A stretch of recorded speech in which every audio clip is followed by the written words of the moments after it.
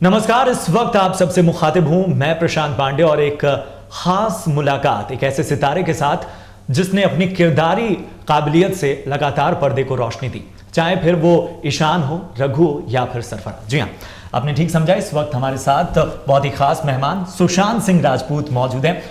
सुशांत, बहुत बहुत स्वागत। सबसे पहले तो ईटीवी की इस खास मुलाकात में एक खास फिल्म ब्योमकेश बख्शी जी अपने अंदाज में बताइए क्या खास है इस फिल्म में। देखिए, हर फिल्म में जो है हम कोशिश करते हैं कि सच को देखें, लेकिन सच के आसपास वाला जो झूठ है उसको पकड़ना मुश्किल होता है। तो बहुत सी ऐसी चीज़ें हैं जो हम इस फिल्म में बताना चाह रहे हैं और ये एक ऐसी चीज़ है जो बहुत बार हो चुकी है। अगर मैं थिएटर को सोचूं, टीवी को सोचूं और फिल्म्स को सोचूं तो कुछ 75th ब्योमकेश हूँ मैं। लेकिन जब आप ये फिल्म देखेंगे तो आपको पता चलेगा कि कितनी अलग तरीके से हम उसी चीज़ को बता रहे हैं जो इतने साल पुरानी है। तो ये इस फिल्म की खास बात है कि अलग तरीका है और पहला केस है हमारे ब्योमकेश बख्शी का, जिसकी वजह से जो आप सोचते हैं ब्योमकेश बख्शी के बारे में, जो भी धारणा है वो बनते हैं। तो वो जो जर्नी है वो दिखाई गई है। तो ये आप अपने आप में बहुत कमाल की बात है। ब्योमकेश बख्शी एक आइकॉनिक किरदार और शरदेंदु बंदोपाध्याय की एक ऐसी रचना जिसने कहीं ना कहीं कई बार लोगों को कुछ न कुछ रचनात्मक करने को मजबूर किया। बिल्कुल। और वो किरदार कई बार नजर आए पर्दे पर। लेकिन बंगाली सिनेमा को एक तरफ छोड़ दें, सत्यान्वेषी वहां बनी और कई बार वहां एडेप्टेशन हुई। हिंदी सिनेमा पहली बार इस तरह का प्रयोग कर रहा है। दिवाकर बनर्जी, यशराज, ये कॉम्बिनेशन पहली बार नजर आ रहा है। तो ये सारी चीजें एक साइड की या स्क्रिप्ट देखते ही आपको लगा कि नहीं, ये एक फिल्म है जो जरूरी है मेरे लिए। जब एक चीज आप ऑन दी होल देखते हैं तो बहुत सारी चीजें होती हैं। मैं अभी तक सिर्फ स्क्रिप्ट पे जो है रिएक्ट करता था। स्क्रिप्ट अच्छी है तो मैं बोलता था मैं ये फिल्म करने वाला हूँ। लेकिन यहाँ पे इतनी ऐसी सारी अच्छी चीजें थी कि किसी को भी नजरअंदाज नहीं किया जा सकता था। ये आइडिया कि ब्योमकेश बख्शी को फिर से करें, ऐसे तरीके से करें जो कभी किसी ने देखा नहीं, ये तो स्क्रिप्ट बहुत इंपॉर्टेंट थी। जैसा आपने बोला कि ये आइडिया कि दिवाकर बैनर्जी डायरेक्ट करेंगे और यशराज फिल्म प्रोड्यूस करेगा, ये आइडिया अपने आप में ऐसी चीज़ थी जिसको आप बिल्कुल नज़रअंदाज नहीं कर सकते। तो मुझे नहीं लगता है कि एक समय भी ऐसा था कि मैंने सोचा कि क्या मुझे करना चाहिए। मैं शुरू से ही सोच रहा था कि बिल्कुल करना है। सबसे अच्छे तरीके से किस तरीके से करना है ये हम ढूंढेंगे इस फिल्म को करने के दौरान। जब इस तरह की फिल्में होती हैं और एक खास बैकड्रॉप में सेट होती हैं, 1943 का कोलकाता, पश्चिम बंगाल, और उसमें एक ऐसी घटना दिवाकर ने उठाई है जिसके बारे में लोगों को ज्यादा पता नहीं, और उस घटना में कहीं ना कहीं खबरों के जरिए भी शायद आपने कभी नहीं पता किया होगा। बिल्कुल। रिसर्च होमवर्क दिवाकर अपने लेवल पे करते हैं, बहुत क्लियर है वो अपनी फिल्मों को लेकर, अपनी कहानी को लेकर। लेकिन कितना मुश्किल और कितना आसान ऐसे किरदार को प्ले करना जहां पर घटनाओं को आपको एक डायरेक्टर के जरिए ही जानना है। बिल्कुल, ये बहुत जरूरी था। मैंने स्कूल और कॉलेज में जब मैं डिफरेंट एग्जाम्स की तैयारी कर रहा था तो मैंने बहुत हिस्ट्री पढ़ी थी और मैं कलकत्ता के बारे में जानता भी था। लेकिन मुझे नहीं पता था कि कलकत्ता में 1943 में इतना कुछ हो रहा था, जो कि मुझे पता चला जब मैं इस फिल्म पे रिसर्च कर रहा था। आप देखेंगे कि कलकत्ता जो है पूरे ब्रिटिशर्स का सबसे इंपॉर्टेंट सिटी था भारत में। बिल्कुल। 1911 तक तो कैपिटल ही था। बिल्कुल बिल्कुल। ठीक है। तो और पूरी दुनिया में जितने जगह पे ब्रिटिशर्स थे, दूसरा सबसे महत्वपूर्ण सिटी था आफ्टर लंदन। तो ऐसा क्यों था? वहां पे ऐसा क्या हो रहा था जिसकी वजह से इंडियन नेशनल आर्मी बन रही थी, फॉरवर्ड ब्लॉक हो रहा था, जापानीज इन्वेजन हो रहा था, ब्रिटिशर्स छोड़ना नहीं चाहते थे, अमेरिकन जीआईज थे, ओपियम ट्रेड हो रहा था, अंडरवर्ल्ड जो है थ्राइव कर रहा था। तो ये सारी चीज़ें जो हैं ये ऐसा इन्वायरमेंट क्रिएट करती हैं कि कोई भी इंसान उसमें हाथ डाले और थोड़ा भी सक्षम हो तो वो ऑर्डिनरी इंसान फिर आपको ब्योमकेश बख्शी बन जाता है। तो ये चीज़ जो थी वो काफ़ी अलग थी और मुझे बहुत अच्छी लगी।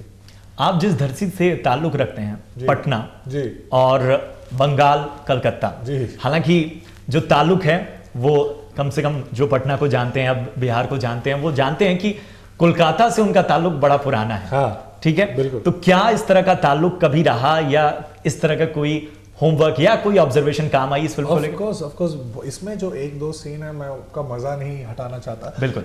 लेकिन आप देखेंगे कि एक दो सीन है जो ब्योमकेश बख्शी है उनका जो जन्म हुआ था वो मुंगेर में हुआ था।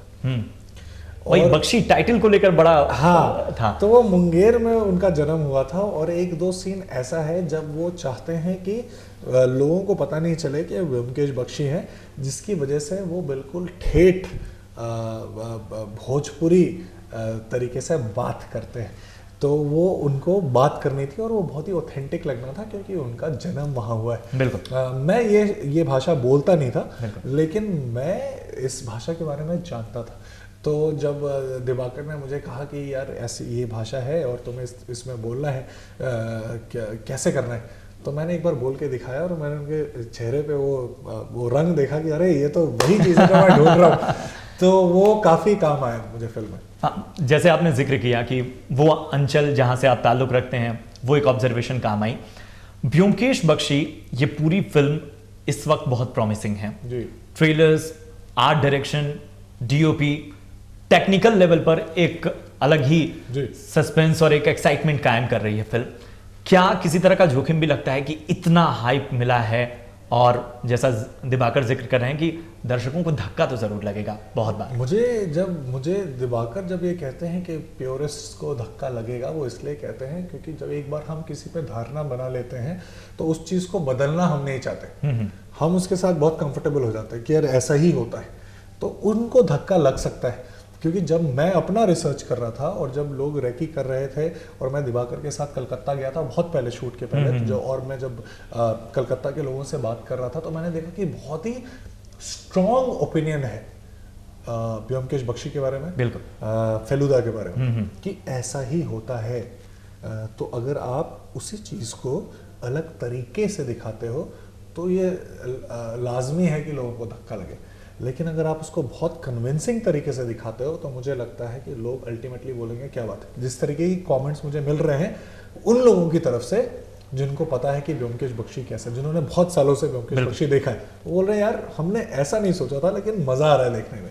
तो एग्जैक्टली हम यही चाहते थे इस फिल्म के। बिल्कुल, एक कहीं ना कहीं जब शॉक वैल्यू बढ़ती है फिल्म में तो वो भी एक एड ऑन पॉइंट है। और जब आप कमेंट्स का जिक्र कर रहे हैं तो मैं एक बहुत ही प्यारा कमेंट आप तक पहुंचाना चाहूंगा, शायद आप तक नहीं पहुंचा होगा। मैं गुजरे दिनों लद्दाख में था पिछली गर्मियों में, और वहाँ पे एक फिल्म फेस्टिवल चल रहा था। अच्छा। और रजित कपूर साहब, जिन्होंने ब्योमकेश बख्शी को टीवी पर बहुत ही शानदार तरीके से प्रस्तुत किया, उन्होंने काई पोचे देखी थी। अच्छा। जल। उन्होंने बहुत तारीफ की। उन्होंने ये भी कहा कि ब्योमकेश बख्शी बन रही है, मुझे पता है, मैं सुशांत को लेकर बहुत कॉन्फिडेंट। क्या कहेंगे? क्या बात है। देखिए, ये बहुत बड़ी बात होती है कि जब आप एक छोटे बच्चे हो और आपको बोला जाए कि आपको पढ़ाई करनी है और इंजीनियर बनना है, साथ में आप मजे के लिए टीवी देख सकते हो। तो मैंने उस समय अर्ली 90s में ब्योमकेश बख्शी देखा था। मुझे दिवाकर ने बोला था कि यार इस फिल्म के दौरान, प्रिपरेशन के दौरान तुम कुछ मत देखना, ये मुझे बोला गया था। फिर भी मेरे पास एक रेफरेंस था, जस्ट बिकॉज इतने ईमानदारी से ये चीज़ पहले की गई थी और कि मैं इतना छोटा था फिर भी मुझे याद था कि किस तरीके से रजत कपूर दिखते थे, कैसा म्यूजिक होता था और किस तरीके से वो लोगों से बात करते थे। तो ये अपने आप में एक बहुत इम्पोर्टेंट चीज़ है जिससे आप ये बता सकते हैं कि कितने शिद्दत से काम की गई थी उस समय। एक छोटे बच्चे को आज भी 20 साल बाद भी याद है। तो कमिंग फ्रॉम हिम, अगर उन्होंने ऐसा बोला है, मुझे पता नहीं था अभी तक, लेकिन उन्होंने ऐसा बोला है तो मेरे लिए बहुत बड़ी बात है। सुशांत, अगर हम बात करें कास्ट की तो एक ब्लेंड नजर आता है। हाँ। दिवाकर ने बंगाली इंडस्ट्री से भी कलाकारों को लिया है।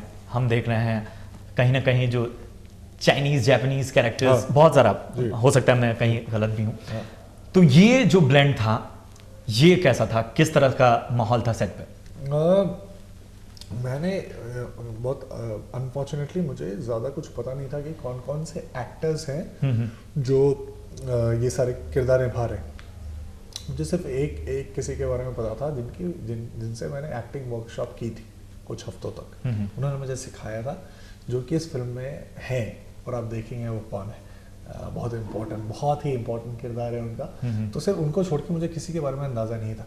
लेकिन जब मैंने काम करना शुरू किया, जब मैंने आनंद तिवारी के साथ काम किया जिसने अजीत का रोल प्ले किया है, या फिर स्वस्तिका के साथ काम किया, या फिर जो एक मेरा लव इंटरेस्ट निभा रही हैं उनके साथ काम किया, तो ये सब जो थे और सब इतने अलग अलग और सभी मंजे हुए थिएटर एक्टर्स थे। तो मुझे एक समय भी ऐसा नहीं लगा कि यार कोई एक्टिंग कर रहा है और जिसके साथ मुझे काम करना है।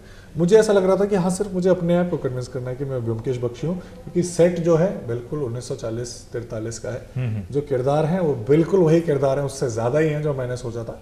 तो अब मुझे सिर्फ अपना काम ढंग से करना है और मामला जो है बन जाएगा। दिवाकर बनर्जी के साथ आपने काम किया, बड़ा ही प्रिसाइज एक्सरसाइज होती है उनकी फिल्मों को लेके। जी। वो अपनी फिल्मों को लेके इतने क्लियर होते हैं, एक एक शॉट वो शायद एक्टर से पहले वो पूरा होमवर्क करके आते हैं। बिल्कुल आसान था दिवाकर के साथ बहुत काम? आसान था। देखिए यही होता है, जब आप इतना कुछ जानते हैं बहुत सब कुछ के बारे में, तब आप क्या हो जाते हैं, आप ओपन हो जाते हैं टू इंटरप्रिटेशन। ये एक बहुत बड़ी कला भी है कि आप किसी को ना बोलेंगे तुम एक एक्टर हो, तुमको यही करना है क्योंकि मुझे लगता है ये सही है।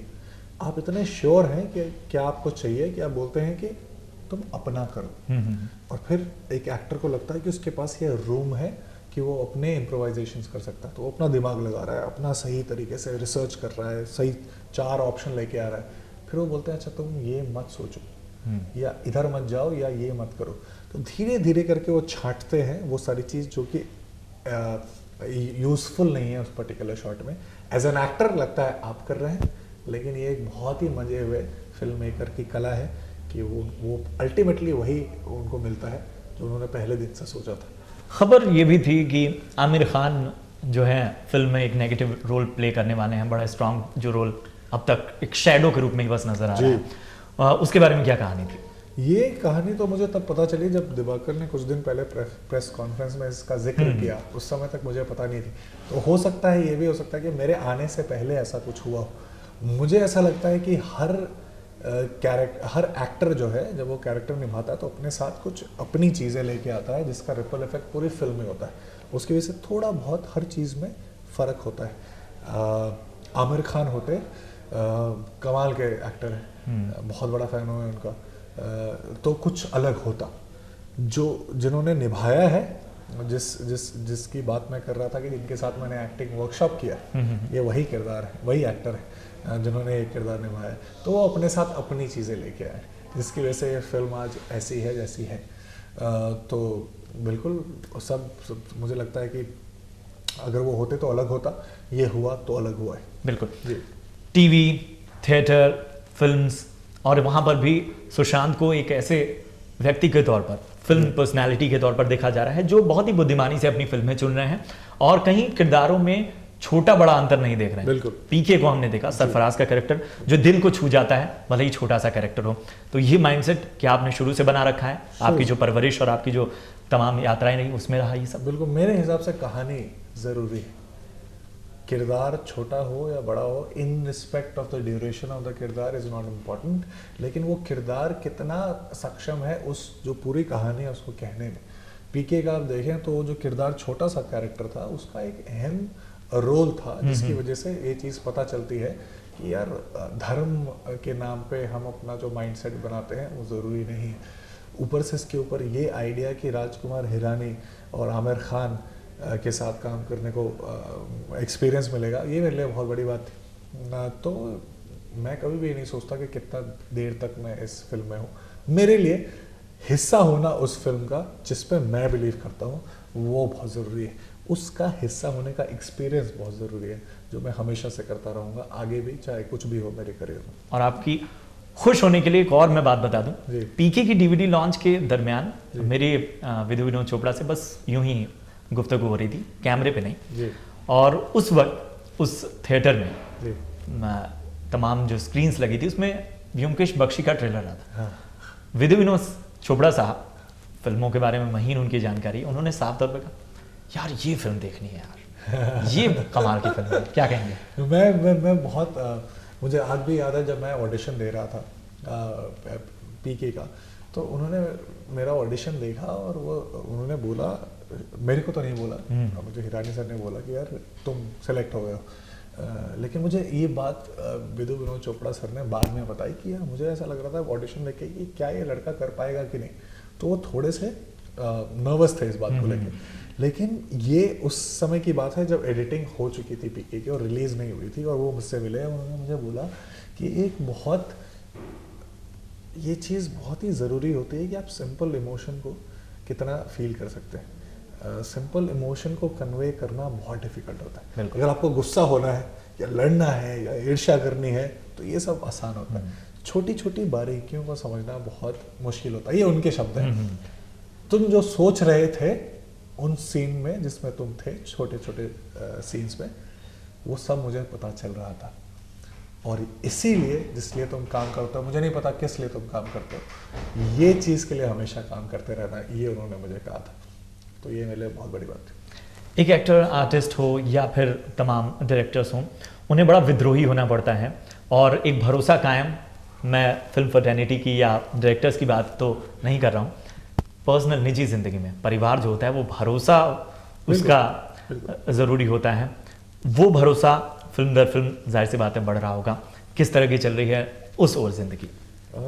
आज से 6 साल पहले ये सपना था, टीवी के बाद ये नामुमकिन सपना था, क्योंकि जिस तरीके के लोग अपने परसेप्शन रखते हैं वो लोग सोच रहे थे कि टीवी में काम कर लिया तो फिल्म में काम नहीं करने को मिलेगा। आज फिल्म में काम कर रहा हूँ, फिल्म में काम किया तो लोग बोल रहे हैं कि अच्छा ठीक है, पहली फिल्म तो अच्छी थी लेकिन ठीक है, वन ऑफ द कैरेक्टर्स थे तो आगे काम नहीं मिलेगा, लेकिन मिलता जा रहा है। मुझे लगता है जब तक आप मज़े लेकर सीखने के लिए काम करेंगे और जब तक लोगों को लगेगा कि ये बहुत ही प्रोफेशनल है, ये अच्छे से काम करेगा, तब तक आपको काम मिलता रहेगा।